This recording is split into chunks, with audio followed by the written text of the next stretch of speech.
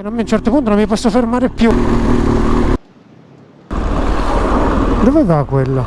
C'è il rosso. Oh. Scusa, qua si usa fare così. Andiamo anche noi, scusate. A un certo punto qua, dove si va? Se la vuoi dire tu dove siamo ufficialmente? Dove siamo? Welcome to Montenegro! Dopo l'ennesima frontiera. Il GS si dimostra ancora una volta moto top. Con le gallerie che vi dico, vedete qualcosa? No, adesso sì. Tu riesci a vederci la strada? Dicevo a Cinzia, ragazzi, il problema del Montenegro, abbiamo un problema grosso qua. È pieno di belle ragazze qua, ma tutte quante che cercano me. Vengono, tutte ad aspettare me. È arrivato un gendarme e mi ha detto telecamera spenta, gli ho fatto della GoPro che era spenta. Una è spenta, l'altra no. La miniera e di come servono. Se arrivate allegri, ragazzi, qua volate.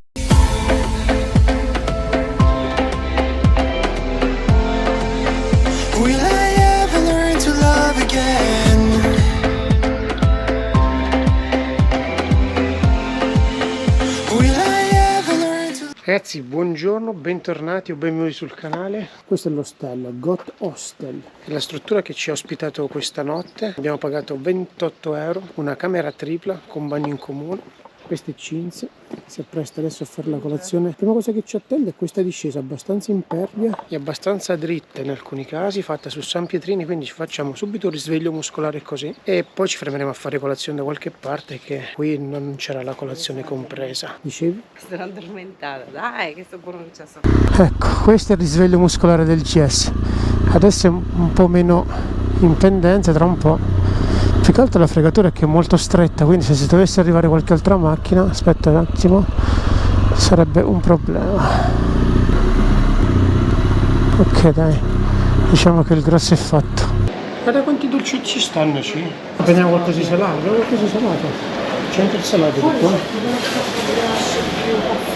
Allora prendiamoci quella, dai. Oppure possiamo provare uno di questi qua. Questo mi ispira. C'è talmente tanta roba che c'è l'imbarazzo alla scelta. Alla fine la scelta è scesa su questo rustico, che vi sapremo dire com'è, tagliato a metà perché è gigante. Il mio caffè è arrivato, adesso ne arriverà un altro per Cinzia ed è arrivato anche quello di Cinzia. A me piace. Carne e cipolla. Buono? Buona colazione. La colazione che avete visto, 3 euro, poi è abbastanza imbarazzante. Caffè 50 centesimi. Puntando la parte nord del paese, in questo momento ci troviamo a Mitrovica. È una città molto particolare perché addirittura è divisa in due, da una parte serba e da una parte i Kosovo. Addirittura ci sono due monete all'interno della stessa cittadina. Praticamente ci stiamo avvicinando alla parte nord, dove è molto palpabile la tensione che c'è tra i serbi e i kosovari. Perché? Perché i serbi reclamano questa parte nord del Kosovo, secondo loro questa parte qui è di loro spettanza, ed ecco perché ci sono questi attriti. Addirittura dovrebbe andare dritto, sì, la miniera è su. Addirittura si parlava leggevamo di auto immatricolate. Le auto vengono immatricolate direttamente come serbe, anche se in realtà il territorio è a tutti gli effetti kosovaro ad oggi. Insomma, è un posto dove gli attriti e le frizioni sono molto forti. Stiamo arrampicando su questa strada che dovrebbe portarci tra 600 metri alla miniera di Trepeka. Eccola qua. Sei sicuro che è sopra? Sopra mi sa che è. Sì, non c'è manco sopra. Un cartello. È sopra. Meno che. Vediamo. Sì, è sopra. Anche se qua sta l'ingresso. C'è un posticino bello in vista dove poter parcheggiare. Ma non è che qui ci lavora, non si può vedere? Lì c'è una moto.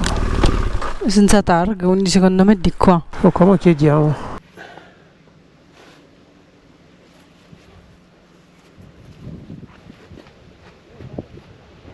Questo è il museo. Poi vediamo se è possibile entrare anche direttamente dentro la miniera.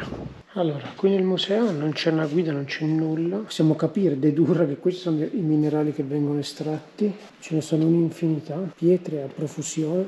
No, volevo vedere qualcosa di più interessante. Ah, ecco una pseudo guida.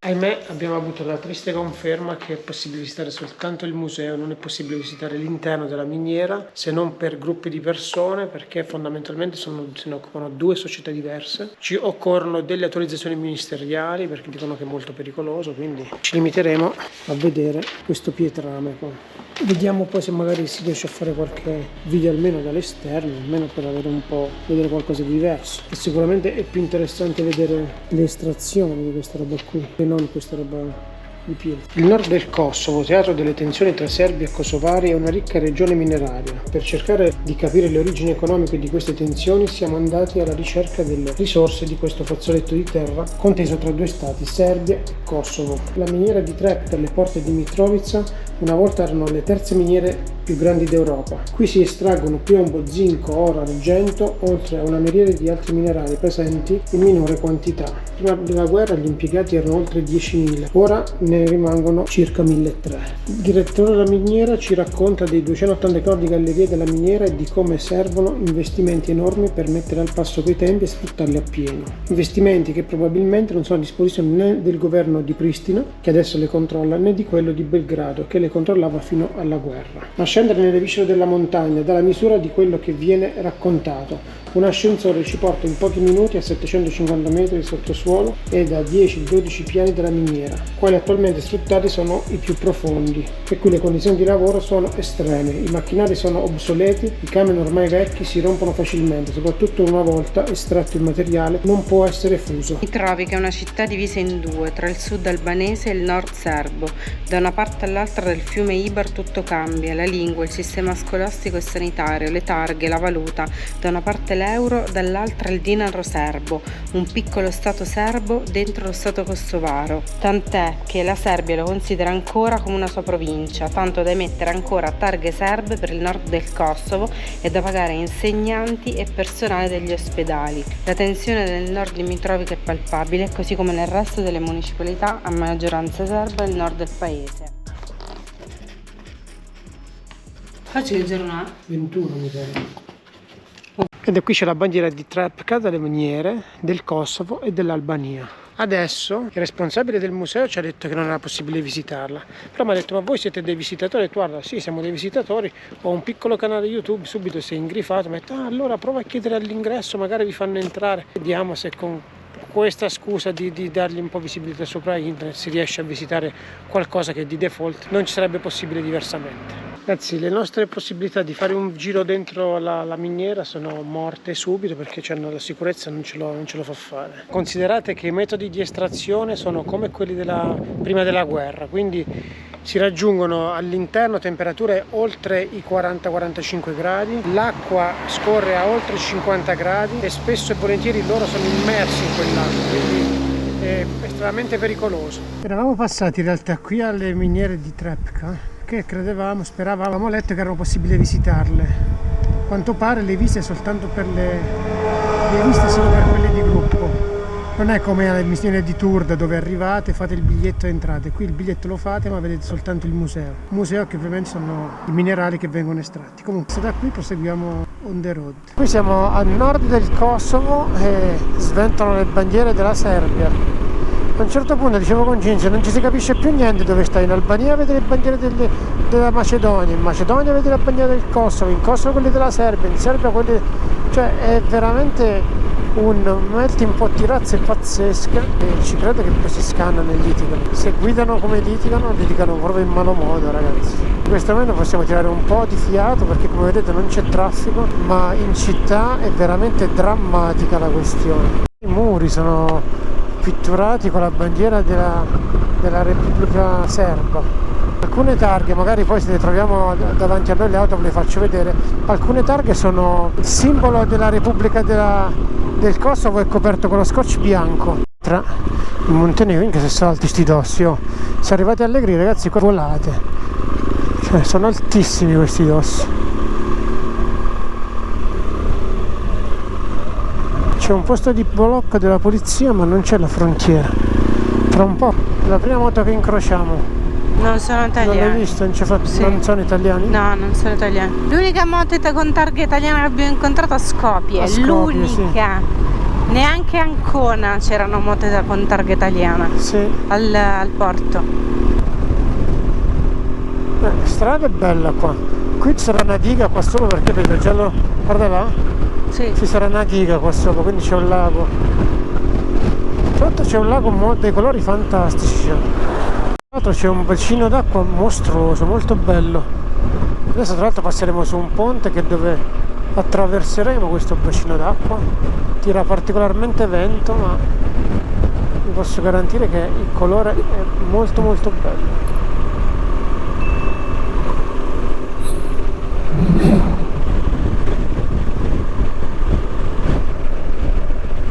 Abbiamo attraversato delle gallerie lunghe 400-500 metri completamente al buio e quando entrate con la luce forte che c'è ci si mette un po' a mettere a fuoco. Con le gallerie che vi dico, vedete qualcosa? No, adesso sì. Adesso ci vediamo. Sercomoto Go numero 1. Adesso li possiamo spegnere. Completamente al buio. Molto silenzio in questo momento, a parte il vento. Questa strada qui è molto ben tenuta, a parte alcune volte che ci sono delle voragini e per fortuna che essendoci poco traffico riusciamo ad avere una ottima visibilità e quindi riusciamo ad evitare grandi crateri lungo la strada. Però diciamo che il panorama merita. Un altro punto di polizia qua c'è. Eccola qui, la dogana. Ok. Ecco, guardate la targa di questa macchina qui davanti, è coperto K e V, prima della K c'è un nastro bianco e bianco c'è anche dopo la KV. Siamo alla frontiera.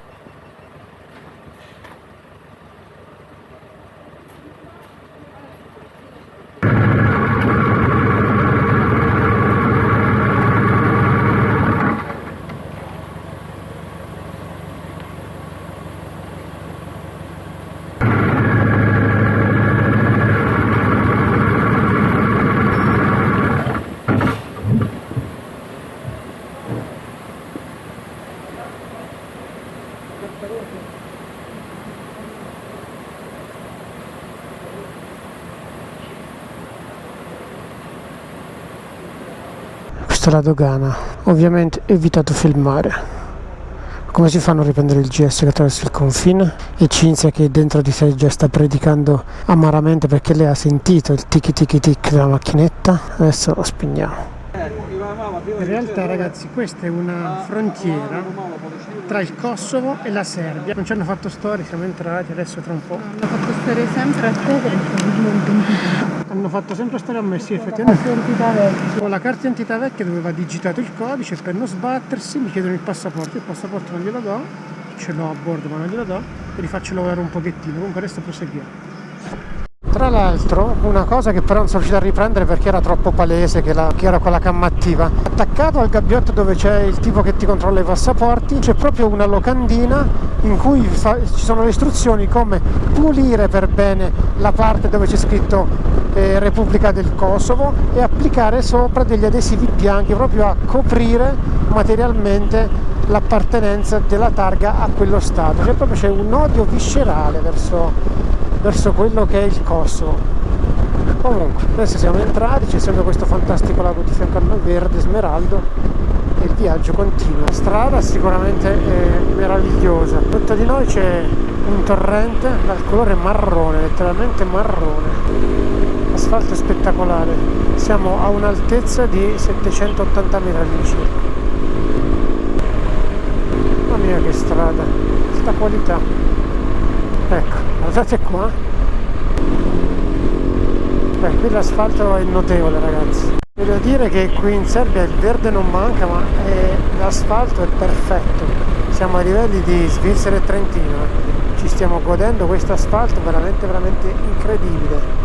Venendo dagli ultimi chilometri che abbiamo fatto in Kosovo, dove il panorama era sì bello, ma le buche c'erano e anche abbondanti.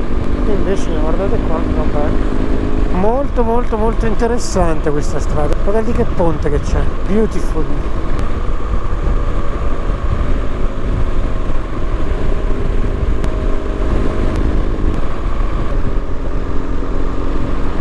Ennesimo controllo.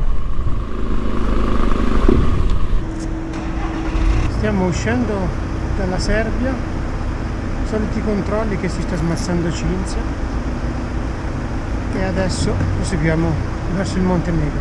Se la vuoi dire tu dove siamo ufficialmente? Dove siamo? Welcome to Montenegro! Dopo l'ennesima frontiera. Sì. Io ho fatto giusto un pezzettino di Serbia. Via, go! Fortuna che abbiamo la potenza di fuoco, no qua è una groviera sta galleria qua.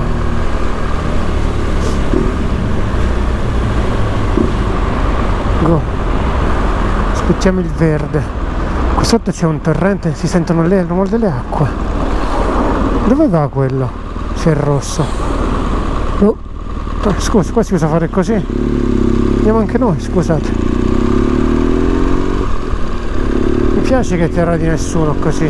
Col rosso si va, col verde ci si fermerà forse. Adesso siamo entrati in Montenegro, ovviamente. Ed ovviamente c'è la frontiera del Montenegro, che siamo usciti da quella della Serbia. Cinzia, com'è la questione? Non ce la fai più? Palle ogni chilometro. Queste frontiere stanno mettendo a dura prova la pazienza di Cinzia. Dai Cinzia, che per adesso abbiamo il Montenegro, dopodiché per qualche giorno non passiamo più le frontiere e quindi evitiamo code, caldo. La scena epica è stata quella del rosso, semaforo rosso, noi ci siamo fermati, sono passate avanti due auto che ci troviamo qui davanti a noi a fare la fila, abbiamo perso 2 posti in frontiera e poi dicono che gli italiani non rispettano le code.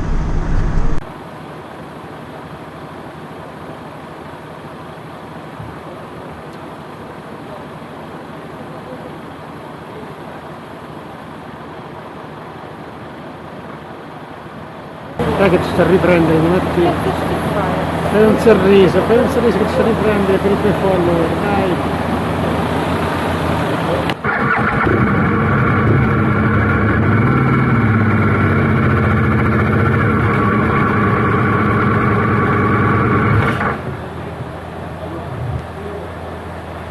È arrivato un gendarme e mi ha detto la telecamera è spenta, gli ho fatto della GoPro che era spenta, ovviamente non ci ho capito un cazzo. Uno è spento, l'altro no. È arrivato, mentre Cinzia stava facendo i controlli, è arrivato la polizia, mi ha detto camera, rivolgendosi alla GoPro, quella che c'ha il casco. Ho detto ma la camera è spenta. Peccato che aveva appena spento la 360, quindi... E comunque il tuo documento a ogni frontiera crea problemi. Ogni frontiera. Perché c'è la vecchia carta d'identità. È elettronico, quindi lo mettono dentro e fanno subito il suo. Non lo vogliono il passaporto perché fanno prima, invece così dicono no good, no, passaporto. Buono. Mi faccio no, impazzire. passaporto perché deve inserire il codice a mano.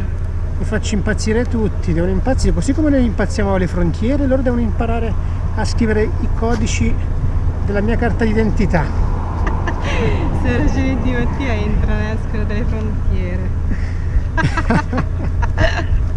Con i lavori subito qua.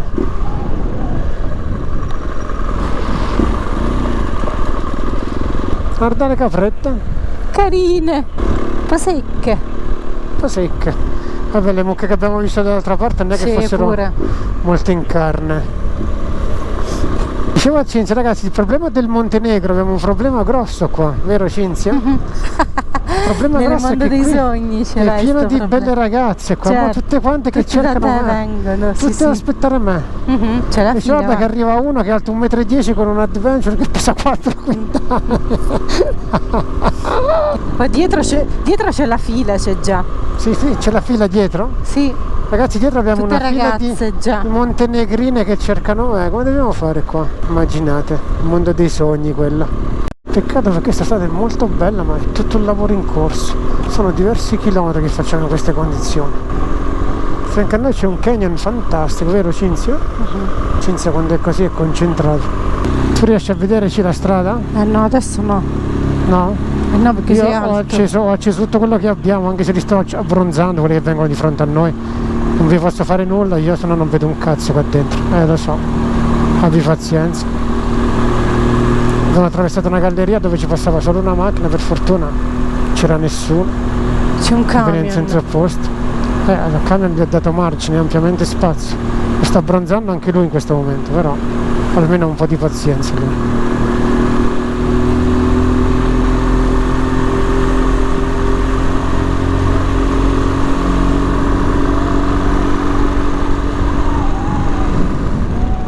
Panorama incantevole, però queste gallerie due lampadine all'interno, magari aspetta. Vai, seconda, piano piano e si va.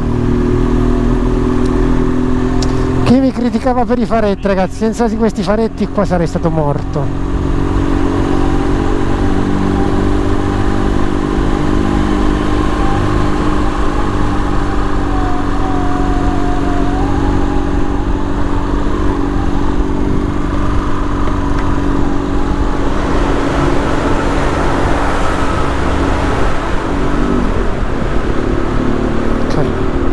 Possiamo spegnere tutto.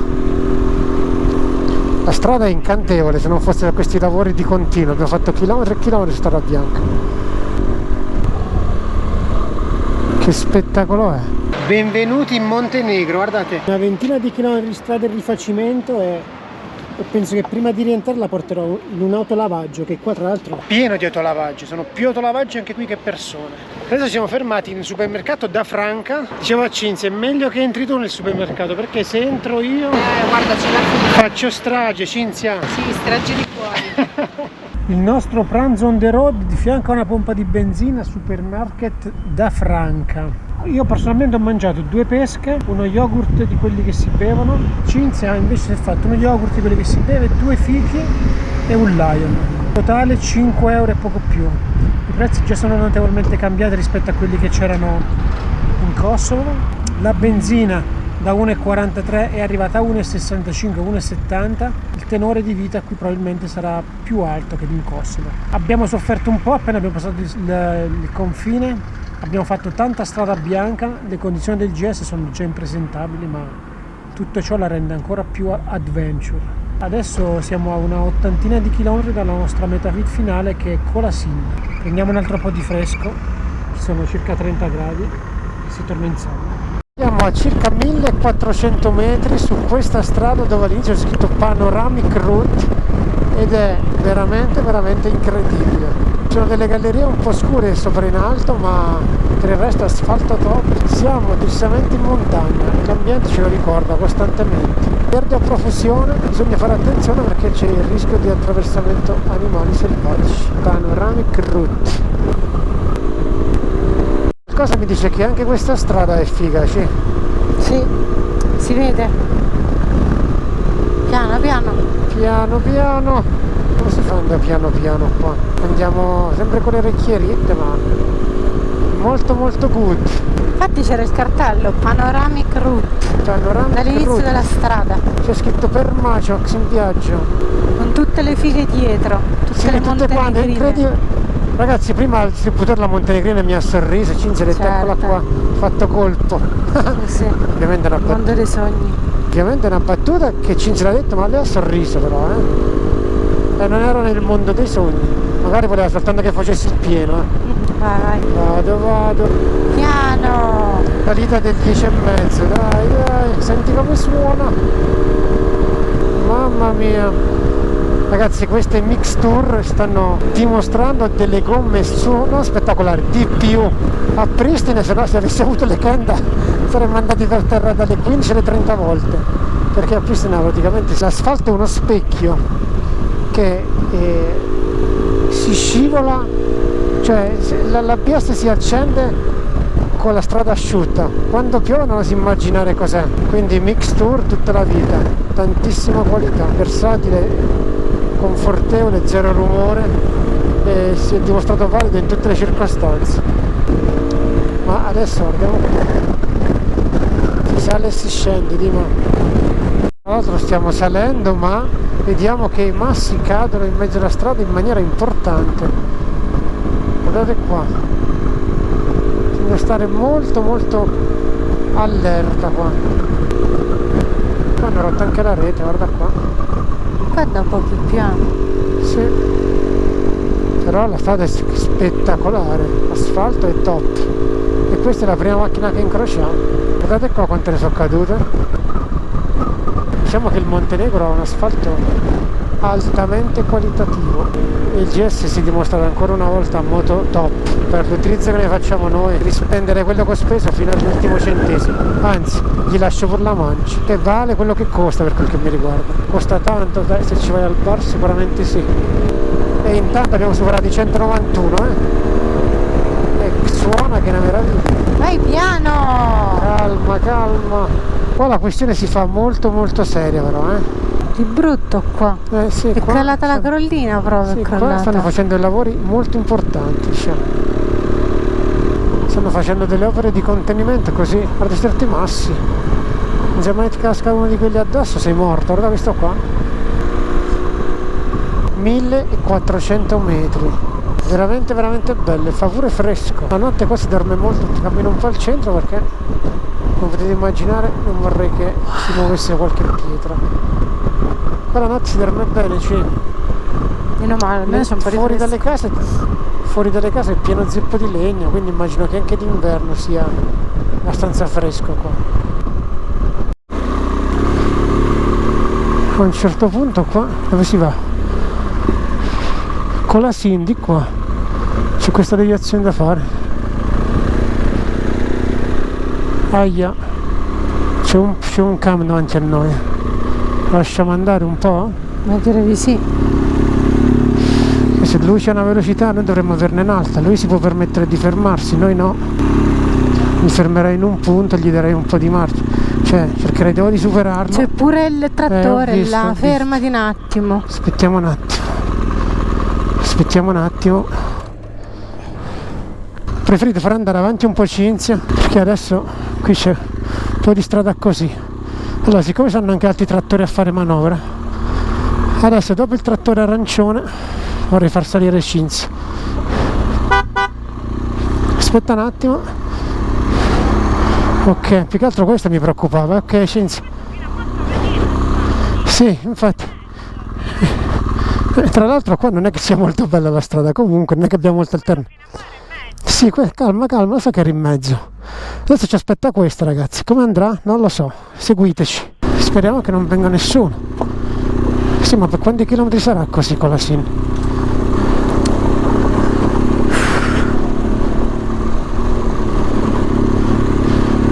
Speriamo non siano per tanti chilometri. Fortuna che ho cambiato le gomme, guardate,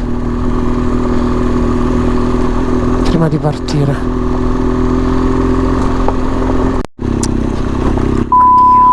Ok, dai. Tu vedi la strada, anche se sto in piedi, cerco di tenermi da un lato, Sì. evitare di fare zig e zag. Speriamo che non ci sia nessuno più che altro su sta strada.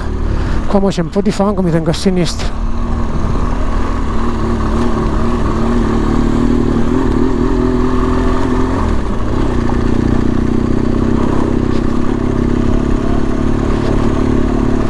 Diciamo che il Montenegro ci ha dato subito il benvenuto qua. La ventola si è accesa, siamo a oltre 100 gradi di motore.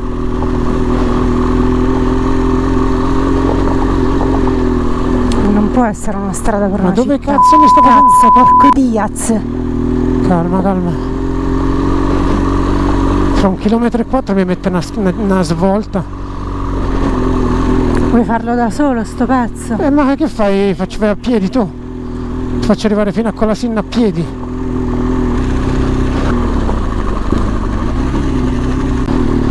Perché a un certo punto non mi posso fermare più. Cosa, mi fermo come tipo qua? No, ok. Wow.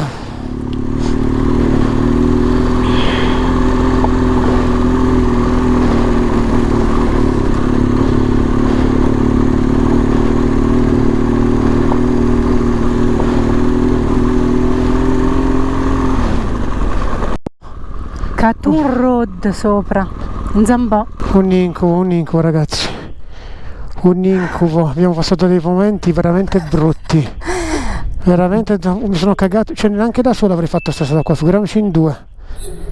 Adesso siamo a 14 km, di qua sembra molto meglio, ma A un certo punto, per me che non sono alto, non amo molto lo sterrato e siamo a motocarica, figuratevi.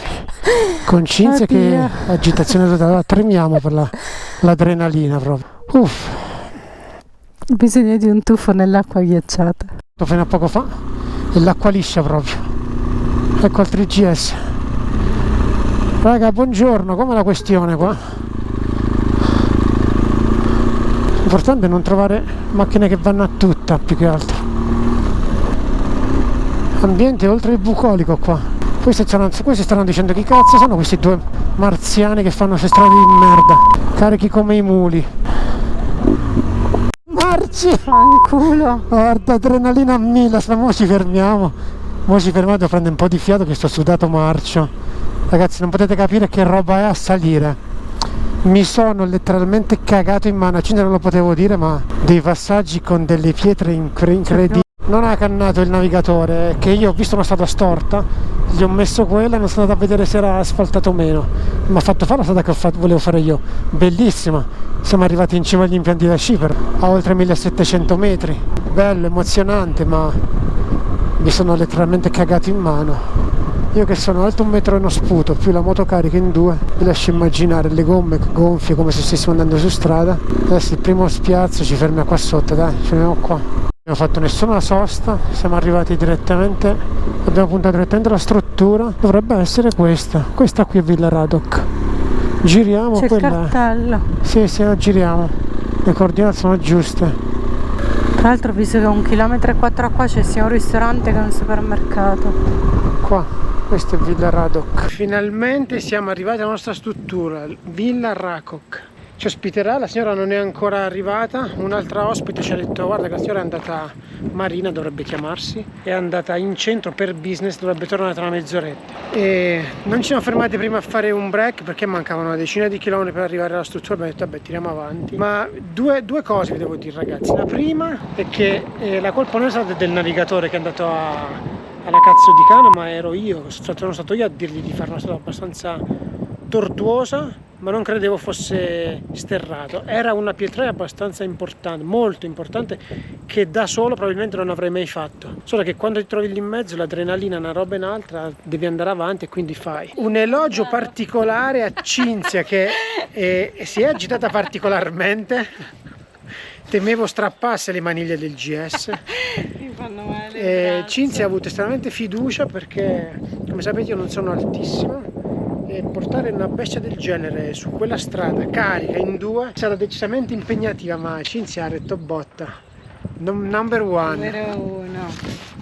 Non vi dico poi che in alcuni momenti anche. Dai. In alcuni momenti mi spronava, in altri momenti si pentiva della scelta che aveva fatto nel viaggio. Chi ce l'ha fatto fare queste strade? Comunque il Montenegro ci ha dato il benvenuto prima con i lavori in corso e poi con questa pietraia. Però c'è una strada peggiore di questa che abbiamo fatto un po' di anni fa, per un pezzo meno lungo. Questa è una decina di chilometri abbiamo fatto quella strada lì, Era quella del cedro in Marocco. Però forse 1 chilometro solo. Sì, fatto. un chilometrino molto importante. Però quella peggio. Di contro quella qual era la fortuna? La fortuna di quella che era dritta come stava, perché tutto sommato questa invece aveva dei tornanti belli in piedi, molto strong, e ho detto a Cinzia qua non ci possiamo fermare perché se ci fermiamo cadiamo.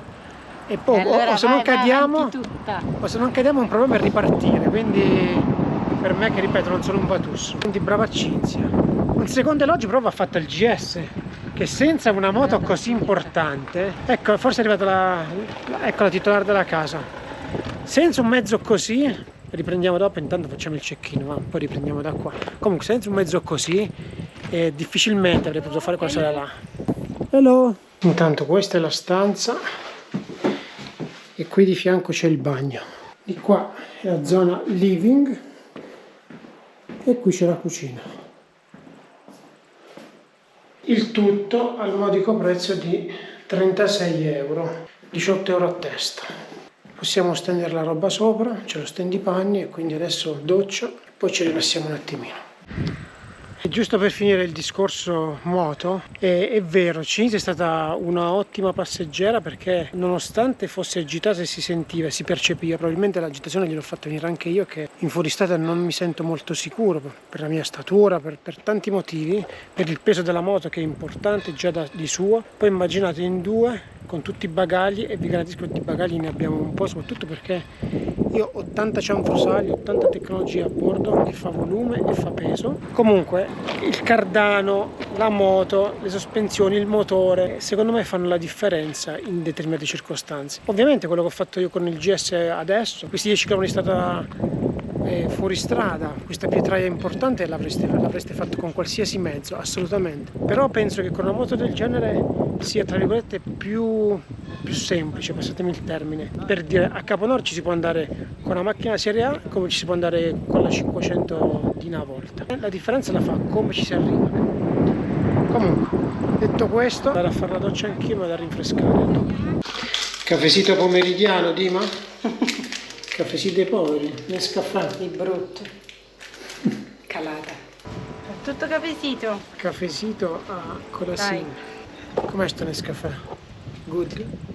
Buono, più Dai, buono non quello è di male. ieri. Nescafè lo facciamo sempre in Irlanda, ogni volta che arrivavamo ci facevano trovare Nescafè in camera. Qua no, è il primo In che Irlanda troviamo. arrivavamo meno stressati. Però almeno Oggi- qua c'è un po' d'aria. Però guarda, oggi c'è il sole, adesso fa si sta da caldo, Dio. però non una cosa esagerata. Questo paesone Colasin, adesso poi ci faremo un giro, c'è nulla da vedere, è una località di montagna, adesso ci È una tappa rilasseremo, intermedia. una tappa intermedia, tutto relax, sole, Mettermi anche in costume a prendere il sole. Cinzia ha fatto i panni, Ho lavato i capelli, che asciugano il vento. Jess si riposa, tutto impolverato, i file stanno scaricando, ci beviamo il caffè, poi farò fare un volo al Mavic, vediamo che si vede da qua, e poi ci faremo un giro per Colasin. Ciao, al prossimo video. Stiamo passeggiando nella via principale di Colasin, molto tranquilla, poca gente, probabilmente viva in altri periodi dell'anno perché in questo momento c'è veramente poca gente. Sono i soliti locali dove più che mangiare si beve, ma come vedete è abbastanza tranquillo. Dobbiamo comprare qualcosa da mangiare. Tipico villaggio di montagna questo è proprio. Se vuoi ci possiamo prendere qualcosina da mangiare, una frutta, qualcosa di simile. No, per la cena. Quello che noi stiamo vedendo in questo momento d'inverno è esattamente così, ricoperto di neve. Vi confermiamo che Colasin è una rinomata località sciistica. Si vede che qua si è in montagna, pure il cibo è bello carico, carne, formaggi. Una cosa che abbiamo notato è tanta immondizia, plastica, vetro, rifiuti. E soprattutto ci sono tante strutture che affittano appartamenti, quindi qui l'affitto va per la maggiore sia d'inverno ma anche d'estate a quanto pare. E tra l'altro tutte strutture a 4 stelle. Questa è una base militare e qui è dove si allenano loro. Attrezzatura per allenarsi per le varie prove fisiche. Stiamo facendo questo percorso qui che ci porta a un memoriale. E lì ci sono tutti i mezzi militari allineati e coperti.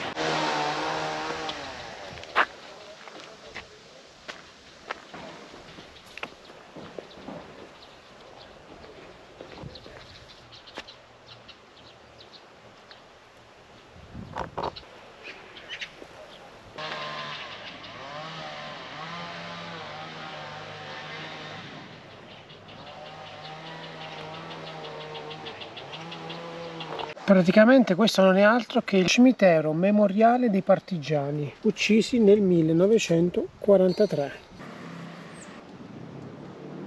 Stasera cena di alta qualità, tonno, formaggio, olive, prosciutto e buon appetito.